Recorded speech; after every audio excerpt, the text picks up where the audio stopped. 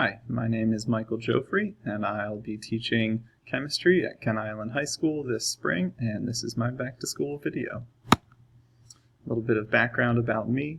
I went to the University of Maryland and got my bachelor's degree in biology.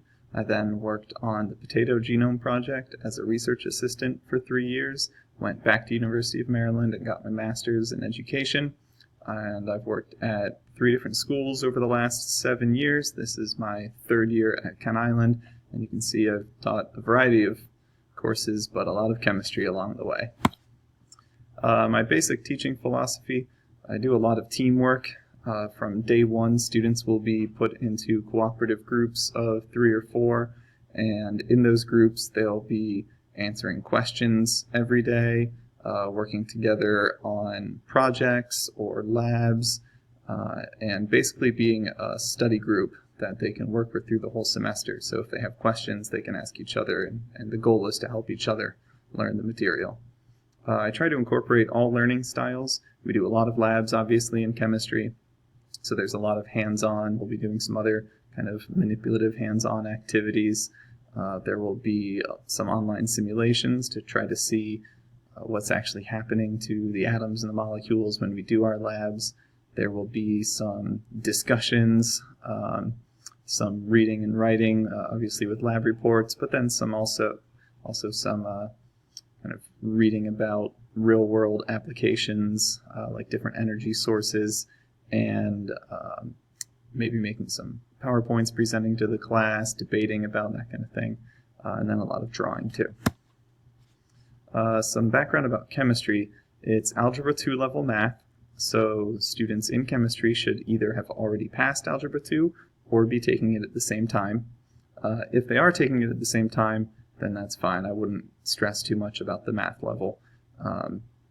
The background I get, or the feedback I get from most of my students, is that it is Algebra 2 level math, but it's not the most difficult. So I wouldn't stress too much about it.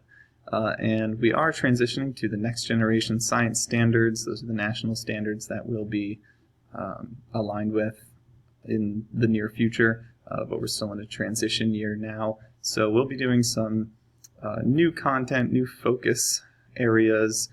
Some of the big focus areas are energy, so like I said, with those energy presentations, and including nuclear energy. So we'll just see some different focuses than there might have been in previous years with chemistry. The materials for class are pretty basic. A pen or a pencil, a notebook. It does not have to be a composition notebook like that picture. It could be a spiral notebook, or even just loose leaf paper in a 3-ring binder is fine, whatever the student's preference is, as long as they have somewhere to write down their notes and write down lab data too. They need their laptop every day. They need a scientific calculator. It does not have to be the big expensive graphing calculator, although that will work.